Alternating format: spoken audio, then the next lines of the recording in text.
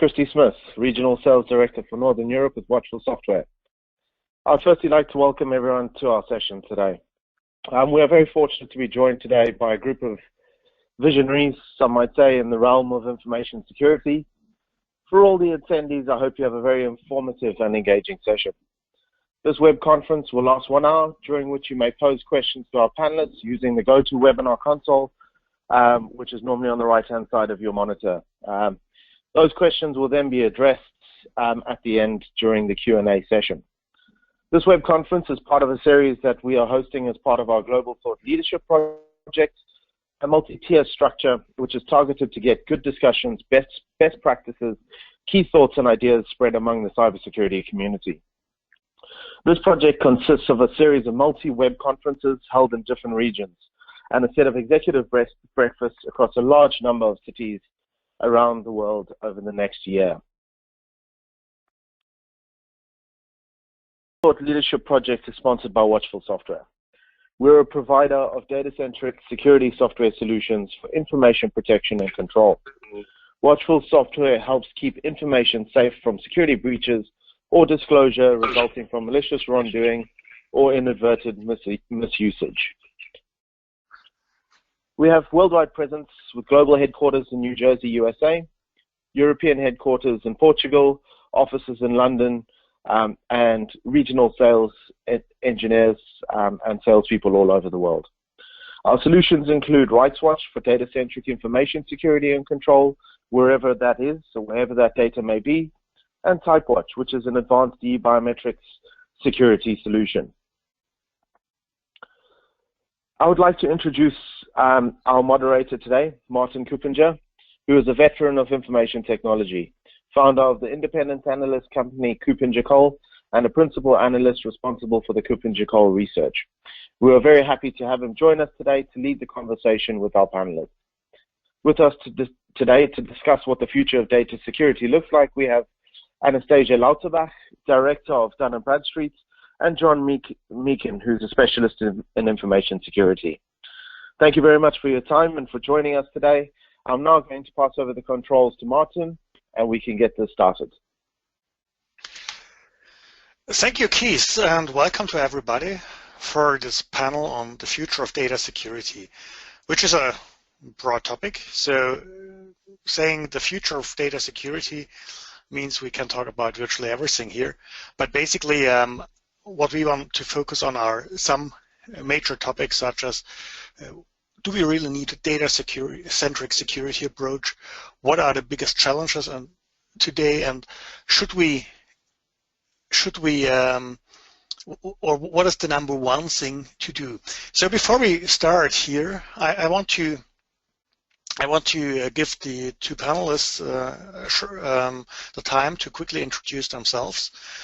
Anastasia, do you want to start with a quick introduction about your person? Yes, thank you. Hi everyone, I'm Anastasia. So I am based in Germany and work a lot in the United States. I'm on the board of Dun & Bradstreet, chairing their Innovation and Technology Committee. I'm on the board of Agree Mobility, which is a software company based in Mountain View. I was advising Evgeny Kaspersky for 2 years in his mobile strategy. And before funding my startup accelerator, where I invest in cybersecurity startups, among others, I was CEO of Qualcomm Europe. Okay, thank you. John, please introduce yourself. Yes, so my name is John Meakin. I'm the Chief Security Officer of Richemont. Richemont is a high-value luxury goods company. We own brands such as Cartier, Montblanc, Van Cleef and Arpels. And my experience stretches back over 25 years in security. I've worked in a variety of banks as a security leader, but also in the oil and gas sector. And I have a keen interest in solutions provision into that space, having worked with the problems for 25 years. So I'm also on security advisory boards for SAP, Hewlett-Packard, and Microsoft. Okay, thank you. So as already introduced, we will as our main topic have the future of data security, and within that we want to cover some certain aspects.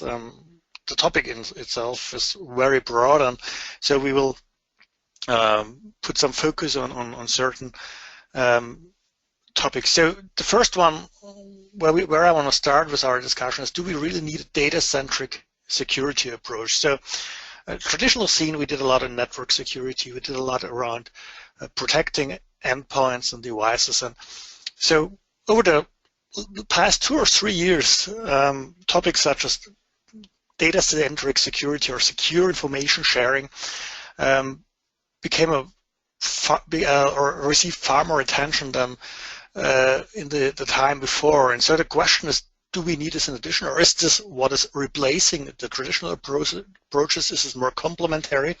And so to bring up my point as to trigger the conversation, so when we look at it, information is sort of the asset we are really looking at. When we talk about information security, when we talk about information technology, it's always about information. And so information is held in systems. Information is delivered through networks. Information is used on devices. But at the core, it's the information. And so from that perspective, there's a logic in saying we should start security data-centric or information-centric. And there are various ways to do it. And one of the common ways is currently discussed is to say we use some sorts of information rights management where we create a document, where we encrypt the document, where we add access controls. And when we use it, we decrypt it, we enforce access controls through, for instance, the application in that use case. So this is basically sort of something we see far more discussed, and where we see far more, from our analyst perspective, far more interest of organizations. But I want to hand over the question to our panelists. The first question from my perspective would be, should we see this as the primary focus, or is it just something we add complementary to what we already have? Anastasia, do you want to start? Yes, why not? Thank you. So I prefer to think about cybersecurity as an element in the ecosystem, and we live in the information age. So the primary good is information. So we are talking about the ecosystem of information, where cybersecurity is not an island, but it's an integral part of the whole architecture of information. And there are many very unprecise statistics to define the threat to this information. One number which really struck my mind was 18 months ago, talking to experts to Kaspersky. They told me, look, every person on this earth, and we are over 6 billion people, has a price tag for a cyber criminal. So every single person, and this price tag is $19 US, so 19. It was 18 months ago, maybe now it's more. And of course, you might imagine that people living somewhere in Africa, they don't kind of, provide the same value for cyber criminals as people living in wealthy countries like US, Germany, Switzerland. So the market for criminals is just insane in terms of his size. And what those criminals want, they want, of course, information, because they trade information to enrich themselves. So dealing with this dynamics impose huge challenges for the organization, because for any organization, because this criminal market is innovative.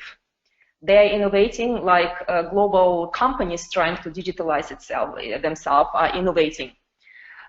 So if we are talking about data-centric security approach, I think it's just one of the milestones to get to the cybersecurity as an element in the whole information ecosystem. We need to understand what type of data they are in our companies. Then we need to look through our information architecture and understand where could be vulnerabilities. And then we might ask a question, what do we do to protect our assets, our information assets. And we know that the average time between an attacker breaches a network and the company notices the intrusion is approximately 205 days.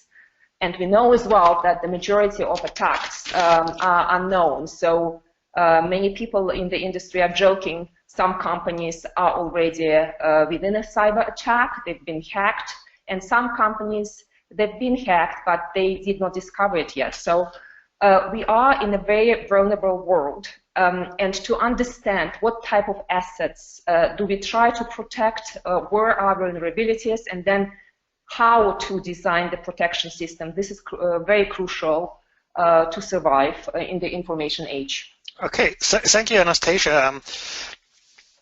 John, when we look at this, I think there's some very interesting points, and one is we need to protect information. One is clearly every organization is at risk. Something I see a lot of organizations still believing they are not the target. But there's another very important point in understanding which types of information you have, and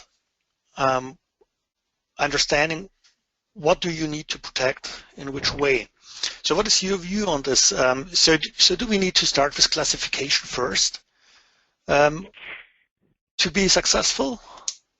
Yeah, I think, look, as I said in the beginning, I've worked 25 years in security, and for all of those 25 years, there's been one of the underlying principles, if you like, one of the headlines in the textbook of how you do security, which is focused on classifying information. But if I'm truthful, over the last 25 years, the number of times I've seen rigorous classification of information, particularly at the point of use of the information, the number of times I've seen that work successfully, I can probably count on the fingers of one hand.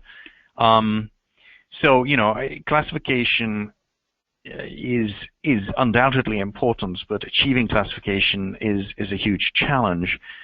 I mean, if I just step back a minute from classification specifically and talk a little bit about the general problem. I mean, I look at it at this question of data-centric security very much from a practitioner's point of view. I see there are three real trends that drive us towards focusing on information, and therefore make it necessary to find a solution to the classification problem. Those three are, not only the threat, which Anastasia just talked eloquently about, but the fact that actually the way information is being used in our businesses is changing over time. In other words, it used to be the case that all the valuable information that existed electronically was fairly well locked up in a number of bona fide application systems. And for people like me as a security practitioner, it was not easy, but it was easier to focus on securing the application, securing the container, and therefore keeping the information secure behind that, and needing to classify exactly to fine-tuned level how valuable that information was, whether it was confidential or highly confidential and so on, was less important, which meant that it was okay, if you like, to fail back then. But of course, things have changed radically. Businesses use information much more fluidly, and that's been partly driven by the expansion in technology. I mean, you have on your diagram, Martin, the information on devices. Well, of course, the devices today are not necessarily corporate devices. They might be your own smartphone rather than the company smartphone, and those devices exist outside the sphere of control of the corporation, and maybe and spend most of the time outside the corporate network. So that's one of the key trends which is now driving us towards saying no use anymore saying, hey, my information's secure because I've got it locked up in a secure container, whether that's the application itself, the system on which the application runs, or indeed the whole network. We now have to face up to the fact that we've got to secure the information wherever it is, if it's our information and if it's valuable. So that means we come back to this problem of classification, because you can't begin to secure information at that, magnitude and with that pervasiveness until you have some way of understanding how valuable information is. Yeah, so basically what you're saying is that with all these sometimes disruptive, sometimes continuous changes we are seeing, mobile computing, a lot more use of APIs where we access data from our apps on various devices or from things, with the shift towards big data and mangling data through and combining it with other data. A part of all the sort of the changes we have to the formally closed perimeter, all these changes are in fact leading to fundamentally new challenges and bigger challenges to information security than ever before. So that's basically the reason why we have to rethink the way we do and go back to understanding risks and classify information. Exactly. Just to add one thing, on your diagram we see devices, but we should not forget sensors. So in the whole world of Internet of Things, I think 2 weeks ago, Brian Krebs published a blog where he said that we are heading to Internet of Things we can't afford. And this is obviously from the cybersecurity point of view, where most of those sensors will even not run on same IP protocols we are used to in current endpoints. So the threat will be even greater and bigger, and the question is obviously we are in competition with criminals who innovate. Are we capable to innovate as fast as they do, and can we build some scenarios for our certain vertical in business, for our demands to protect our information assets? Yeah. Anastasia, I think this is an excellent point because I think on one hand it's really we have more and more data stored on things or delivered by things. The other thing is what I see, and this is I think a very important point in the entire digital transformation, to name it that way. We have more and more scenarios where we also need to have a data-centric approach to be able to decide on when to share which information with whom from a thing. So I had this around event data recorders in cars and vehicles, where both insurance companies and car manufacturers are interested in the data. So also here, and clearly in the case of an accident, the police will be interested. So we will have also here think about not only protecting the thing, but understanding what data do we have and who's allowed to access which data under which circumstances. Exactly, and then we need to review as well what type of IT tools do we use in our companies. For example, I mean, it's a trend, open source software applications are growing, and it's a fact that most companies even are not aware where they use open source. So I saw a very interesting statistic last week from one cybersecurity provider, and it said that only 2% of open source is being recognized as such in companies because they don't know what their suppliers might use. And of course, there are some industrial verticals where nothing is open source, like energy providers. But for some consumer good companies, it's like everyday life. And of course, open source is much more exposed to whatever threats we have nowadays. Mm-hmm. Okay, thank you, John. So when we look at these changes you brought up, and we already started talking about what these days commonly is called a digital transformation. I personally believe it's not a perfect term because it's not a one-time transformation, but a sort of a continuous change. Yeah. Anyway, I think this what we are really experiencing is that a lot of things are changing, and that means also that organizations have to be far more flexible in adapting their core applications because business models change, partnerships change, and all the other things. So, isn't it also that one of the reasons why we need to rethink the way we do security is based on the fact that not only the application is not the only sort of container anymore, but it can't be or can't keep pace with the change of the business, so that things happen more outside of this. I think that's quite right. You know, and the need of the business to use information in more flexible ways than let's call them the traditional application development cycle supports is driving information out of traditional applications into more general business tools, and you know that's the office tool set at sort of the micro level, you know, Excel spreadsheets and so on, but it's also driving businesses to look to those flexible applications provided as a service through the cloud, because they can get some of that application support very quickly.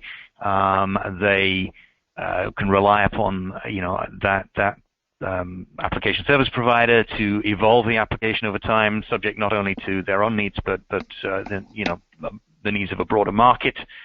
And indeed, they can swap from one application service provider to another.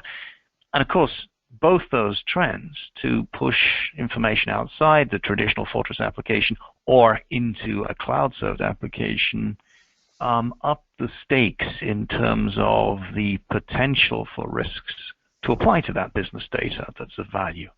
So the business guys are always trying to follow this balancing act, although maybe some of them don't understand it, between flexibility to do good business and the degree of control they have over that data and its security.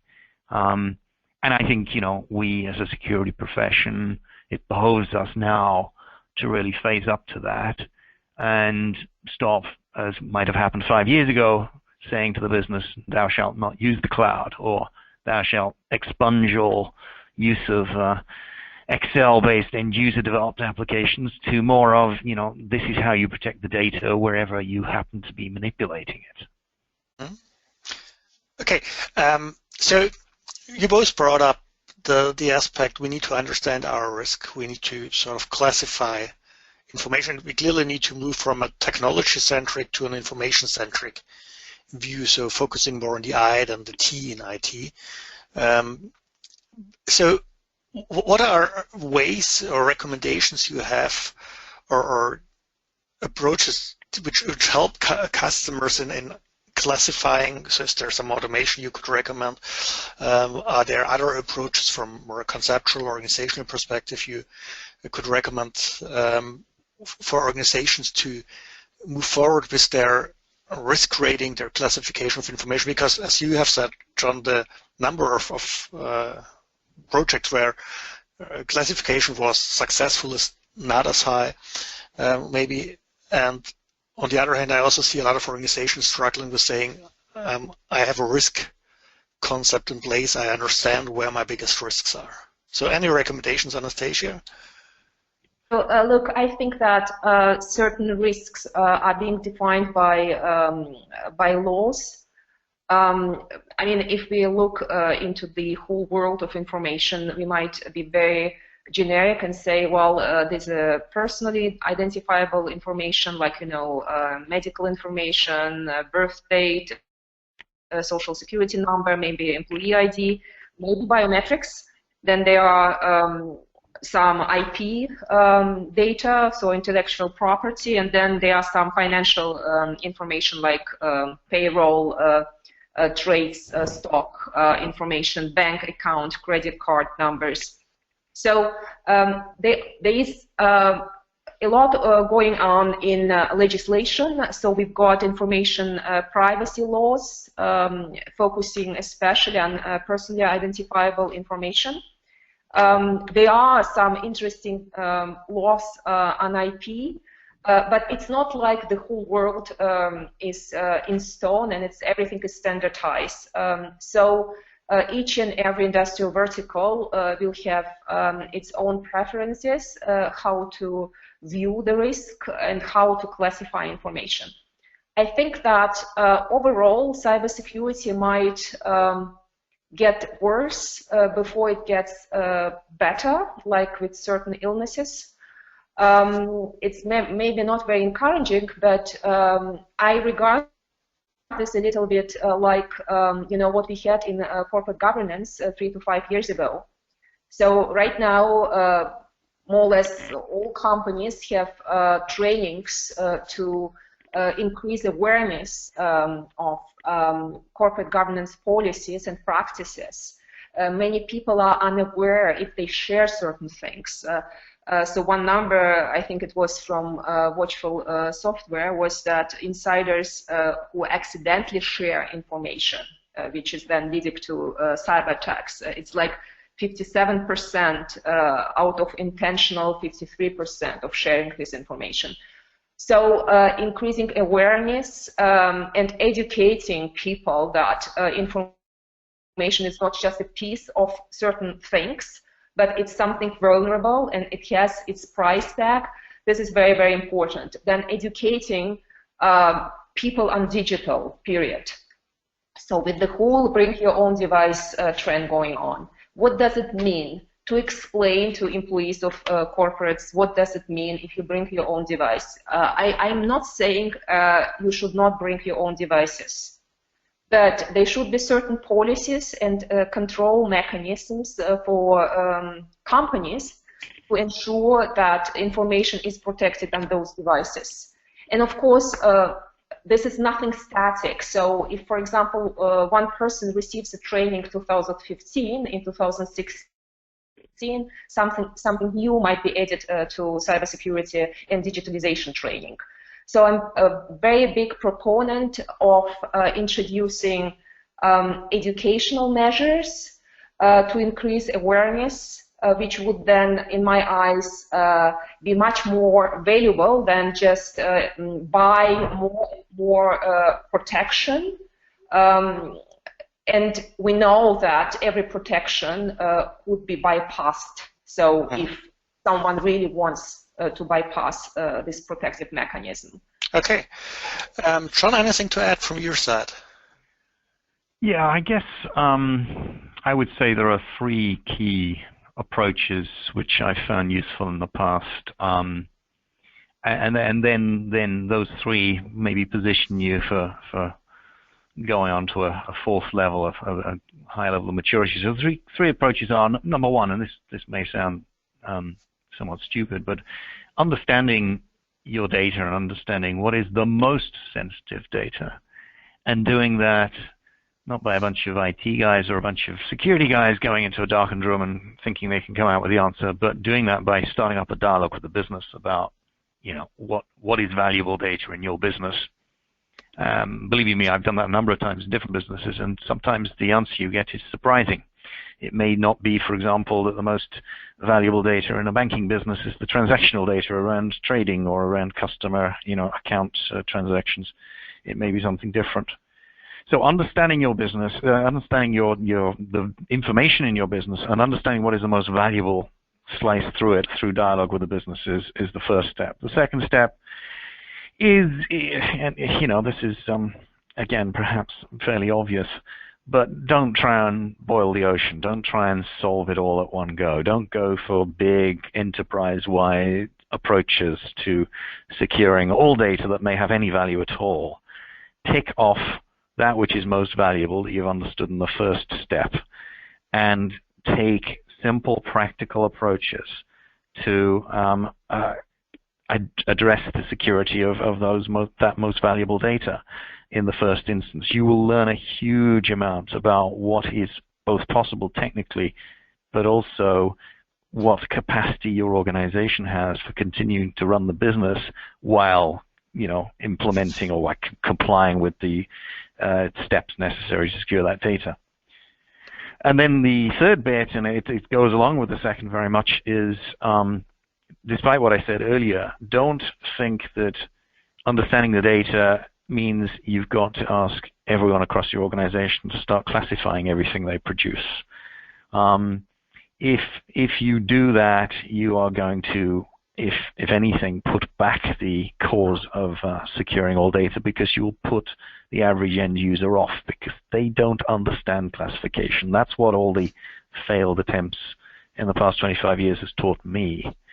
Classification is important, but it's classification conducted by a selected few business people assisted by IT guys in that first step of understanding in order to start the ball rolling.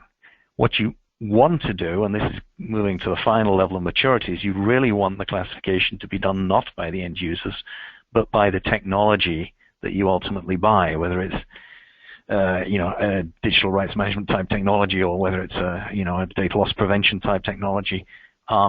You'll need to have the classification in order to write the rules which drive those technologies. But just start off by protecting the most valuable data first, understanding what's possible technologically and business-wise, get to those technologies, and then avoid ever having to pester the poor end user who's confused by this whole topic with the need to classify something, decide whether it's confidential, highly confidential, internal, or public. Okay, so that's my best advice. Thank you. And I think this is very helpful. And I think we have a lot of thoughts right now around, do we need a data-centric security approach? I think the simple answer is yes. It's not all, but we need it. So when we talk about cybersecurity, it always sounds a little like it's only the external attacker. But when we look at the reality, so the biggest challenge, is it more internal or external? We also see that there has been a lot of change over the past years. And Anastasia said there's a value of every person. So the attackers understand the value. And on the other hand, we not only have the organized crime, but we also have nation-state attacks. Very well thought out ones. We have the organized crime, and it's interesting. A while ago, I've been talking with the CTO of one of the very large endpoint vendors, and he said it's one of the most interesting things they found is that organized crime increasingly is really working as a sort of a regular business. So the people are working 9 to 5. You have the peaks during the regular working times in the countries the attackers come from. Aside of the automated attacks, we have the insiders, which I still recognize as one of the important areas. We have hacktivists for certain industries, a very interesting, a very important thing. There are some professional hackers. There are still some script kiddies with their Coke bottles and pizza. And on the other hand, but clearly it has moved towards a more professional group of attackers. On the other hand, we have a number of threats. So there are these more complex, advanced, persistent threats. So the situations where the attackers are in your system for 200 days, acting in there, doing a lot of stuff. The insider abuse, malware as approach, social phishing as a technical approach, DDoS, and so on. So the point really is, do we currently, sometimes my observation is we focus a little too much on the external attacker and have a tendency to ignore the internal attacker. So what is your view on that? Whom do you see as the biggest challenge, or are they equally big? And how can we react in a coordinated way to defend us on both ends? Anastasia. So I'm now addressing insiders who are doing certain things by intent. But mostly they are motivated by someone outside, which is then, again, this external factor that people pay good money for information, either personal information or patents. Sometimes it's more organized, sometimes it's less organized, but those insiders are motivated by something. So my view is still that the cybercrime thing is more or less leading, though if we maybe look at figures, then insider-generated attack is usually more costly. But once again, the data in cybersecurity are highly insecure because in most cases we are not aware that the system or systems in plural have been already hacked. So I think that for IT professionals and cybersecurity professionals, it's hugely important to establish kind of, supervision of patterns and behavior in their networks, be it real networks, be it how data are going into cloud, exchanged with external world or in internal networks. Sometimes they are things when insider use some server which is really forgotten by the organization, and this server becomes like, you know, an orphan for malevolent intruders. So I mean, it's very, very different. But just to come back to my point, insider might provoke huge damages, but usually insiders are externally motivated.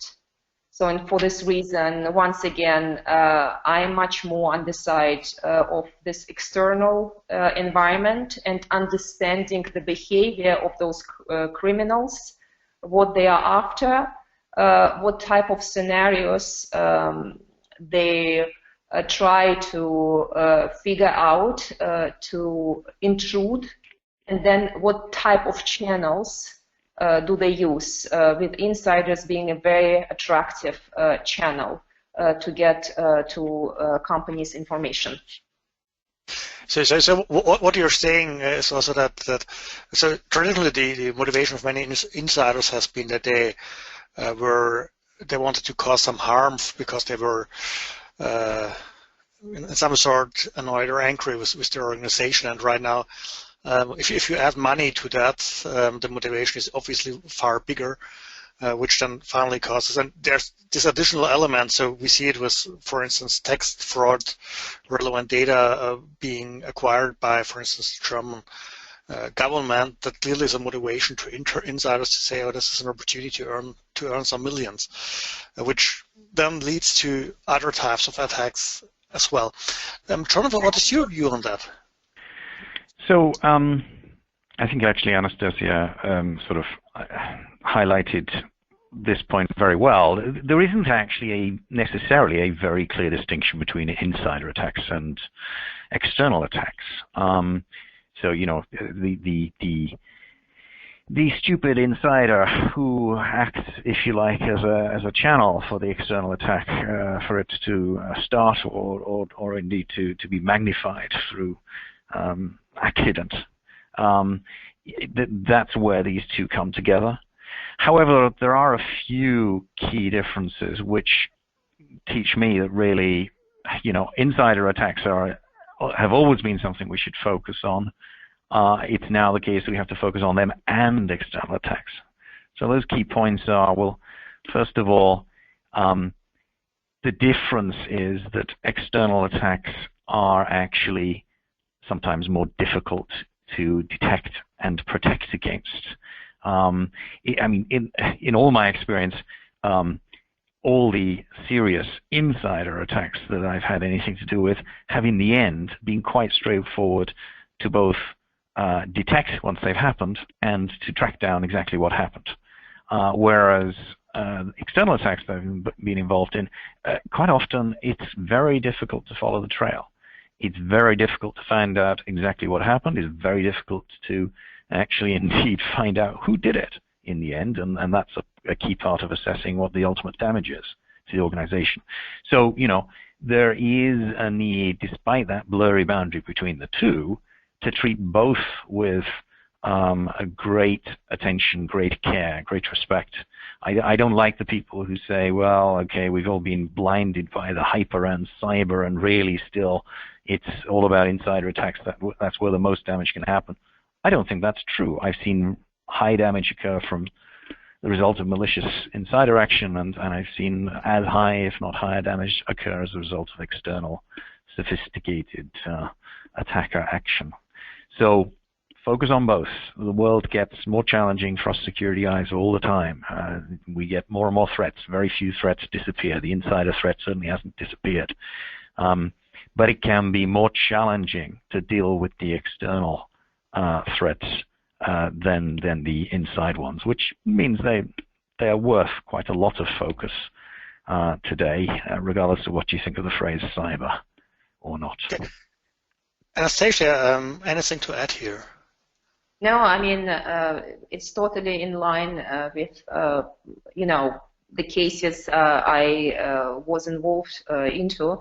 I mean, just once again to stress that sometimes insiders, if they're not intentionally disclosing certain information or providing access to servers, to accounts, it's a lot about education.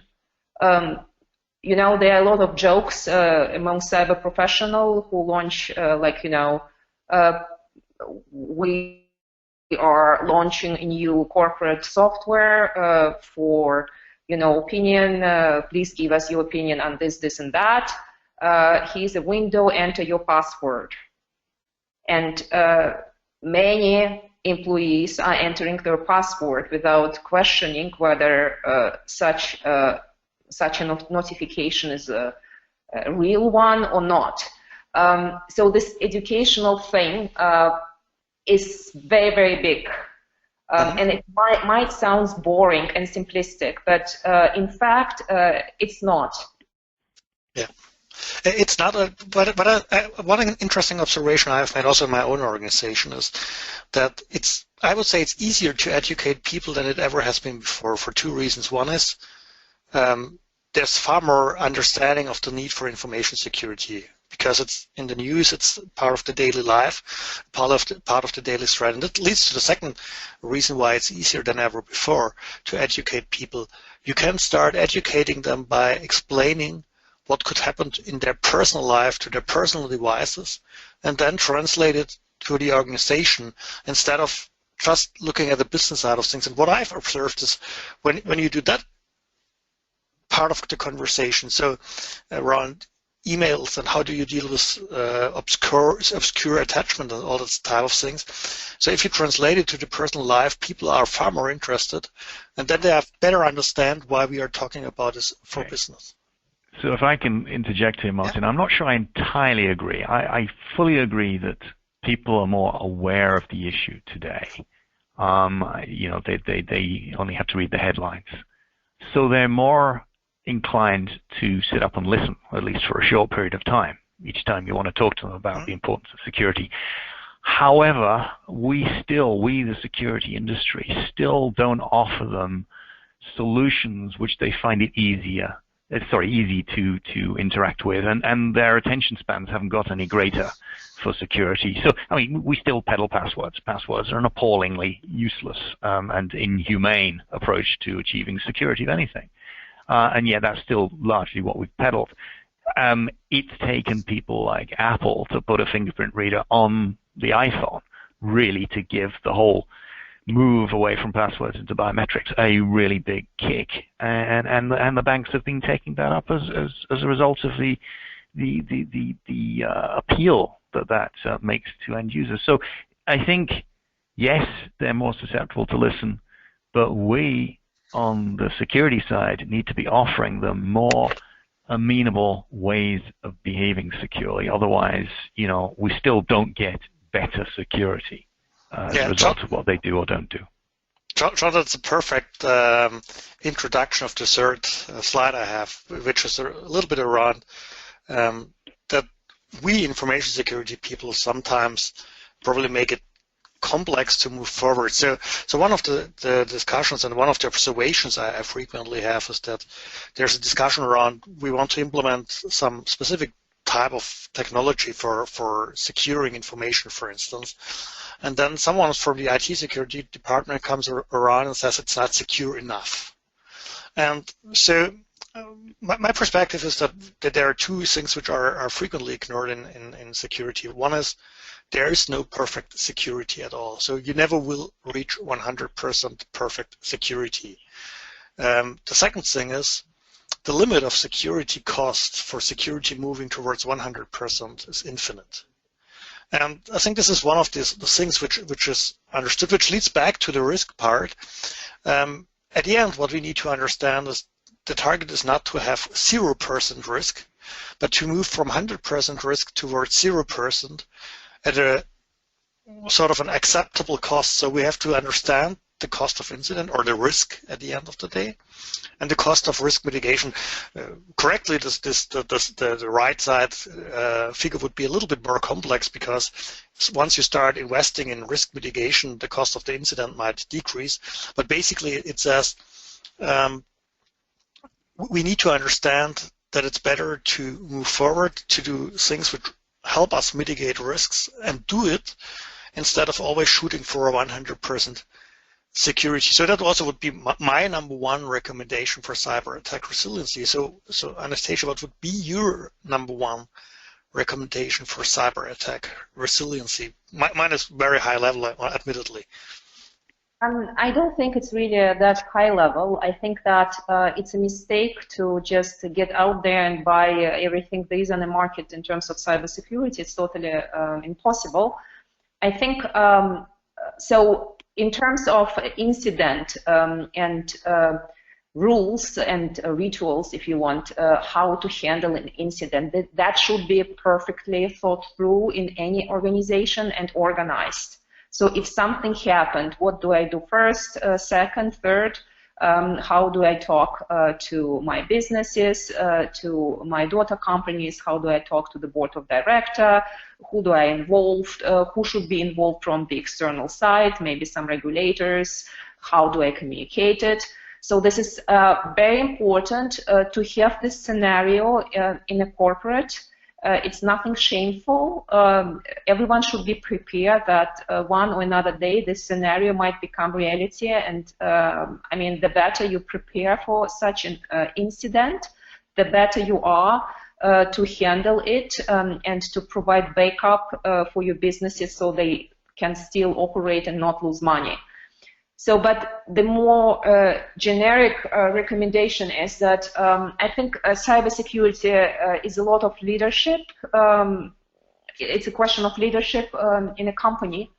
And for me, it's not just an island where some IT professionals sit and they spend some money and then they try to provide ROI calculation why they spent this money to buy protection.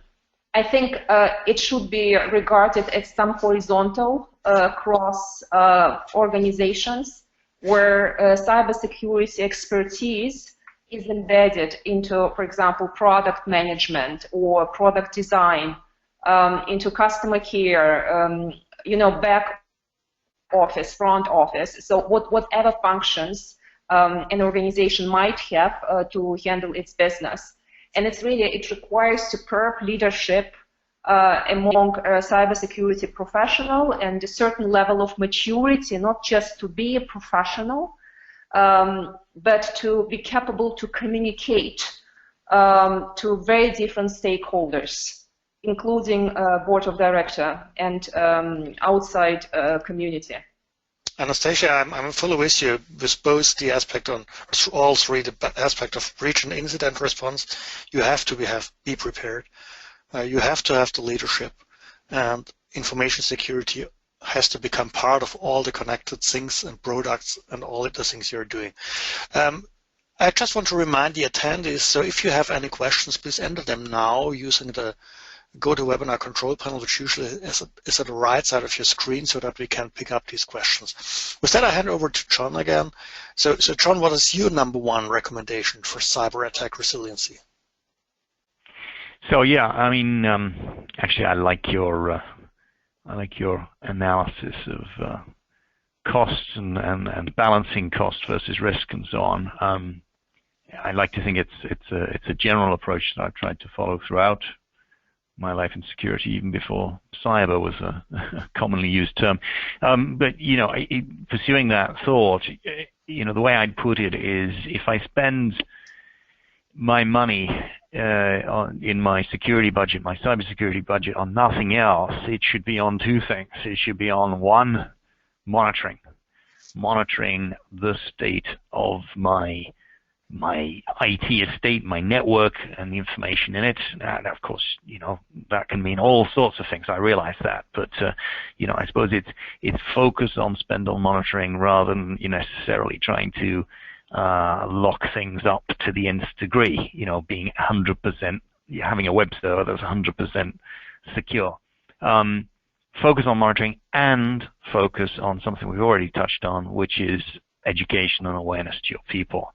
No amount of technical mechanism that I've ever found has really dealt with the phishing problem, particularly as now phishing has become, step zero of a lot of APT-style attacks. So, it's getting that message through to the end users, which of course is a never-ending task because, your people are human beings. They don't remember all these things. They're just trying to do their job every day and process the avalanche of emails that hit them. So I guess my key message at a very high level, I know, but within that limitation of cost that you're going to spend that's suitable to the risk, focus that spend of that money on monitoring and on end user awareness. Yeah. And the one conclusion, so thank you, Anastasia, thank you, John, for all this insight. The one conclusion I want to add from the entire discussion is understand your risks and focus on protecting not only your technical assets such as the network and the system, but the information itself. Put it at the core of your thinking. So what are your valuable assets, informational assets, and how to best protect them in the future. With that, I think we had a very interesting conversation. With that, I hand over back to Keith, who will then sort of close the panel. Thank you, Anastasia. Thank you, John. And thank you from my side to all the attendees. Thank you. Cool. Thank you very much. And Martin, thank you very much for your chairing of the moderation of this event, and to the panelists as well. I just want to have a quick check if anyone's got any questions at this point. I don't think we have questions here. So okay, don't seem to be any questions. But yeah, I'd please welcome you to go to our website, which is watchfulsoftware.com. And if you've got any questions or queries, please feel free to reach out to us from there. But thank you very much to all the delegates and everyone on the panel. Thank you. Have a good day. Thank you. Bye-bye. Bye.